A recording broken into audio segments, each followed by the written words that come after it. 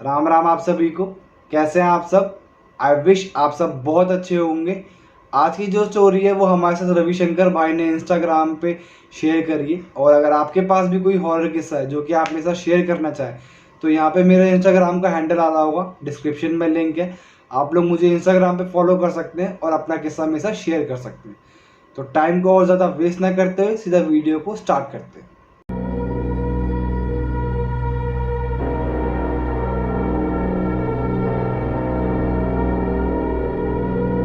So basically Ravi भाई हिमाचल प्रदेश के चंबा गांव से हैं, लेकिन वो यहाँ दिल्ली रहते हैं क्योंकि वो यहाँ पे जॉब करते हैं। बट उनकी पूरी फैमिली जैसे दादा दादी, मम्मी पापा, चाचा चाची और छोटा भाई, ये लोग चंबा गांव में ही रहते हैं। रवि भाई ने बताया कि अभी रिसेंटली 2021 में उनके चाचा चाची की लव मैरिज हुई है। तो उनके पापा और चाचा दोनों फार्मर हैं, वो सारा दिन खेती बाड़ी का काम देखते हैं अपना। मम्मी और चाची दोनों हाउसवाइफ हैं, तो सारा दिन घर का काम देखती हैं। छोटा भाई अभी स्टडी कर रहा है और दादा दादी की एज ज़्यादा हो गई है, तो वो लोग भी घर पे ही रहते हैं। और इसी के साथ साथ रवि भाई ने अपने चाचा की एक बहुत यूनिक हैबिट बताई कि उनको बचपन से ही पिजन्स यानी कबूतर पालने का बहुत शौक है। उनके पास मिनिमम 100 कबूतरों का कलेक्शन है, जो कि मोस्टली सारी की सारी अलग अलग ब्रीड्स के हैं। रवि भाई के चाचा का डेली स्केड्यूल होता है कि वो सुबह उठ के सबसे पहले छत पे जाते हैं अपने कबूतरों को दाना डालने के लिए, और उसके बाद ही बाकी का सारा काम स्टार्ट करते हैं। तो शादी के कुछ 15 से 20 दिन के बाद अपने डेली रूटीन की तरह रवि भाई के चाचा सुबह उठ के छत पे जाते हैं अपने कबूतरों को दाना डालने के लिए। लेकिन वो उस दिन नोटिस करते हैं कि उनके कुछ 2-3 कबूतर गायब है, और ऐसा उनके साथ पहली बार नहीं हुआ था।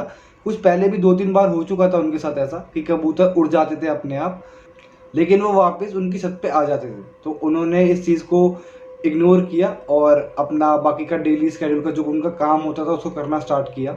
लेकिन 2-3 दिन के बाद उन्होंने फिर से नोटिस करा कि उनके कुछ 2-3 कबूतर फिर से गायब है।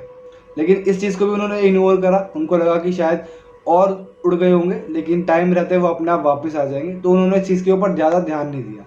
लेकिन ये चीज़ हर दूसरे तीसरे दिन उनके साथ होने लगी कि उनके हर दूसरे तीसरे दिन कुछ 2-3 कबूतर गायब हो जाते थे।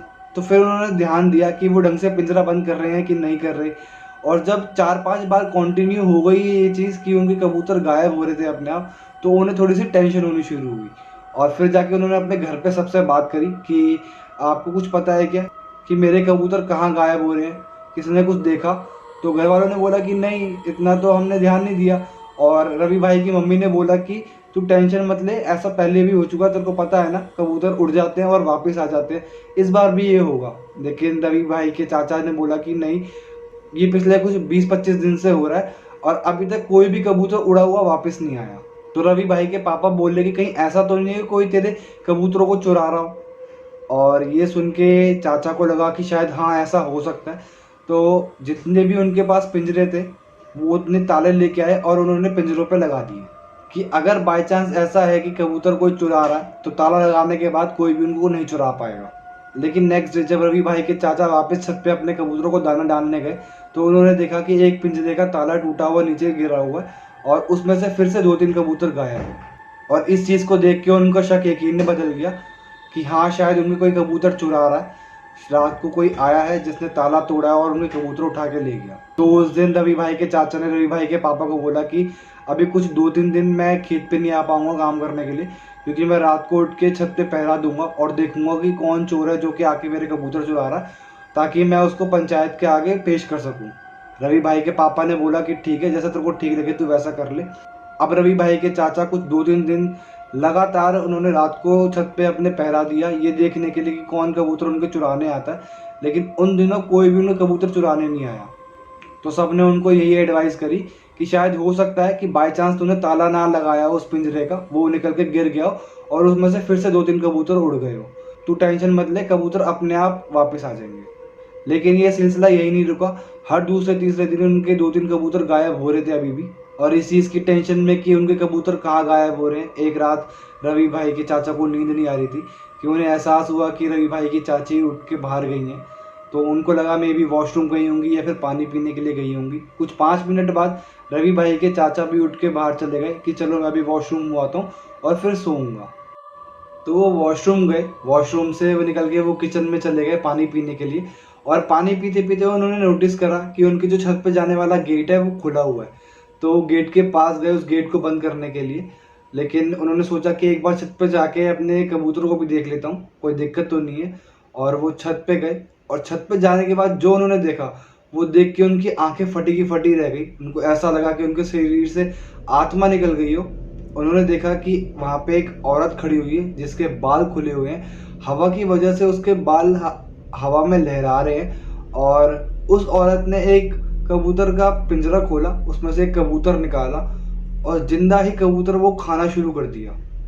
ये देख के उन्हें ऐसा लग रहा था कि मतलब उन्होंने कोई राक्षस देख लिया, उन्होंने उनका दिल अभी रुक जाएगा धड़कना।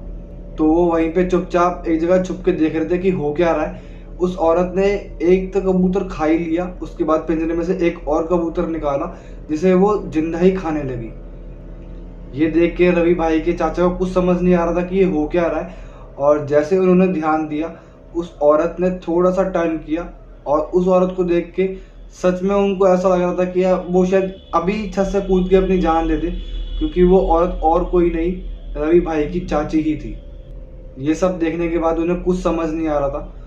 इतने में उन्होंने देखा कि रवि भाई की जो चाची हैं वो छत साफ कर रही हैं, जो भी गंदगी वहाँ हुई है उसको साफ कर रही हैं। तो रवि भाई के चाचा वापस अपने रूम में गए और बेड पे लेट गए। कुछ 5-10 मिनट के बाद चाची वापस नीचे आई और वो भी लेट गई और सो गई। लेकिन रवि भाई के चाचा को उस रात नींद नहीं आई। वो सब कुछ सोच सोच के जो उन्होंने छत पे देखा। सुबह उठते ही उन्होंने रवि भाई के पापा को और मम्मी को ये सब कुछ बताया जो उन्होंने रात को देखा। पहले तो उनके मम्मी पापा ने रवि भाई के चाचा की किसी बात पे यकीन नहीं करा, लेकिन फिर उन्होंने सोचा कि रवि भाई के चाचा झूठ क्यों बोलेंगे उनसे। तो रवि भाई की मम्मी ने बोला कि एक काम करते हैं, हम माता जी के पास चलते हैं, उनसे बात करते हैं और अगर ऐसा सच में कुछ होगा तो वो हमें इस चीज़ का सॉल्यूशन देंगे। तो जिनको नहीं पता मैं उनको बता देता हूँ। जो भी पहाड़ के गांव होते हैं वहाँ पे वो एक स्पेसिफिक देवी देवता को पूजते हैं और कभी कभी कुछ स्पेसिफिक लोगों पे वो देवी देवता आते हैं। तो जो माता की बात करी रवि भाई की मम्मी ने, उनके ऊपर उनके गांव की देवी आया करती थी और उनकी देवी की वजह से उन माता के पास कुछ स्पेशल पावर्स थी जो कि लोगों को देख के ही बता दिया करती थी कि उनको तकलीफ क्या है और कैसे इस चीज़ का सॉल्यूशन मिल सकता है। तुरंत रवि भाई के मम्मी पापा और चाचा माता जी के पास गए और माता जी के पास जाते ही माता जी ने बोला कि मुझे पता था कि तुम लोग आओगे क्योंकि तुम्हारे घर पे आपदा ही कुछ ऐसी आई हुई है। ये सुन के वो तीनों शॉक हो गए, लेकिन माता ने बोला कि मेरे को सब कुछ पता है जो भी चल रहा है, आओ बैठो, हम देखते हैं क्या कर सकते हैं इस चीज़ का। तो रवि भाई के चाचा ने माता जी को लास्ट नाइट का सारा सिनेरियो बताया। माता जी ने बोला कि आप एक काम करो, वापस घर जाओ और जो भी आपकी बहू यूज़ करती है सामान, उसमें से कुछ भी है आप एक सामान मेरे पास ले आओ ताकि हम देख सकें कि उसका प्रॉब्लम क्या चल रही है। रवि भाई के चाचा वापस घर गए और 15 मिनट बाद वापस आए। वो रवि भाई की चाची जी का एक सूट ले आए थे। तो माता जी ने एक बर्तन में पानी भरा, उस पानी को देखते हुए उन्होंने कुछ चैंटिंग्स करी और उसके बाद रवि भाई की चाची जी के सूट में से एक छोटा सा पीस काटा कपड़े का और उस पानी में डाल दिया। उसके बाद उन्होंने कुछ 5-10 मिनट और चैंटिंग करी और उसके बाद वो पानी को देखने लगी। कुछ 5-10 मिनट के बाद उन्होंने रवि भाई के पापा मम्मी और चाचा जी को बताया। रवि भाई की चाची जी के ऊपर किसी जिन का साया है। उन्होंने बताया कि जिस दिन रवि भाई के चाचा चाची जी की शादी थी, उस दिन रवि भाई की चाची जी को जब पंडाल की तरफ लेके आया जा रहा था तो मेन रास्ता खराब होने की वजह से उन्हें कच्चे रास्ते से लेके आया गया।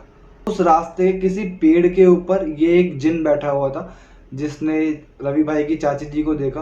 वो बहुत सुंदर थी और उनको देख के उस जिन का उनके ऊपर दिल आ गया और तब से ही उस जिन ने रवि भाई की चाची जी के ऊपर कब्जा किया हुआ है।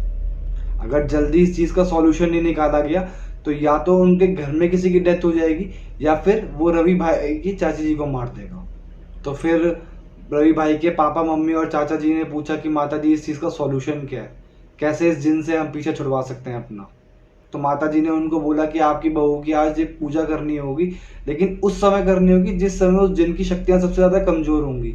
क्योंकि अगर हमने किसी ऐसे समय पे पूजा करी जिस समय उस जिन की शक्तियाँ बहुत ज़्यादा ताकतवर होंगी तो वो या तो घर में किसी को मार देगा या फिर वो आपकी बहू को मार के चला जाएगा। माता जी ने बोला कि कल सुबह मैं 4 से 5 बजे के बीच में आपके घर आऊँगी पूजा करने के लिए, क्योंकि उस समय इस जिन की पावर सबसे ज़्यादा कमज़ोर होगी और हम इसको हरा सकते हैं उस समय। लेकिन उससे पहले मैं आपके घर के अंदर प्रवेश नहीं करूँगी, क्योंकि अगर उस जिन को पता चल गया कि मैं आई हूँ, तो वो डेफ़िनेटली कुछ ना कुछ हरकत करेगा, जिसकी वजह से कुछ अनहोनी हो सकती है घर के अंदर। तो नेक्स्ट डे कुछ 4 बजे के आस-पास ही माताजी रवि भाई के घर पहुँच गई। उन्होंने सिंदूर से कुछ ड्राइंग्स बनाई और उसके बाद रवि भाई के पापा को और चाचा जी को बोला कि आप अपनी बहू को लाके यहाँ बिठा दीजिए और उसके बाद मैं देखती हूँ कि क्या करना क्या है। उन्होंने ऐसा ही किया। रवि भाई के चाचा जी ने जाके रवि भाई की चाची जी को उठाया और उनको बोला कि बाहर चलो, कुछ बात करनी है। बाहर लेकर आए और उनको एक जगह बिठा दिया, वहीं सिंदूर के बीच में। जैसे रवि भाई की चाची सिंदूर के बीच में बैठी, उस जिन को समझ में आ गया और उसने अपनी हरकतें करनी स्टार्ट कर दी। वो बहुत ज़ोर से मर्द की आवाज़ में चिल्लाने लगी माताजी के ऊपर कि तू मेरा कुछ नहीं कर पाएगी, मेरा कुछ नहीं बिगाड़ सकती। अगर मैं इसके शरीर से गया तो मैं इसकी रूह को अपने साथ लेके जाऊँगा। लेकिन माताजी उस जिन से डरी नहीं, वो कंटिन्यू अपनी चैंटिंग करती रही और जिस सिंदूर के सर्कल के बीच में उन्होंने रवि भाई की चाची को बिठाया था, उन्हें पता था कि इस सर्कल में इतनी पावर है कि यहाँ से उठ के उनकी चाची कहीं पे भी नहीं जा सकती। और वैसा ही हुआ, क्योंकि उस समय जिनकी पावर बहुत ज़्यादा वीक थी, तो वो कहीं पर भी उठ के भाग ही नहीं सकता था। बहुत आराम से उन्होंने अपनी पूजा कंप्लीट करी और ठीक 20 मिनट के बाद रवि भाई की चाची जी बेहोश हो गई। रवि भाई की चाची जी के हाथ पे एक कट मारा और खून निकाल के उस खून को एक लोटे में डाल के उस लोटे को जला दिया। अब कोई अगर आप मेरे से पूछें कि मोस्टली स्टोरीज के अंदर मैं ये बताता हूँ कि उन्होंने किसी भी XYZ पर्सन का खून निकाला, लोटे में डाला और लोटे को फेंक दिया, ये जला दिया, ये दफना दिया। वो इसलिए बताता हूँ क्योंकि नेगेटिव पावर सबसे पहले हमारे ब्लड के ऊपर ही कब्जा करती है। तो इसीलिए हमें ब्लड का थोड़ा सा दान करना होता है या फिर उसको अपने शरीर से निकालना होता है, ताकि अगर उस नेगेटिव पावर की हल्की सी भी नेगेटिविटी हमारे अंदर रह जाए तो वो वॉश आउट हो जाए ब्लड के थ्रू।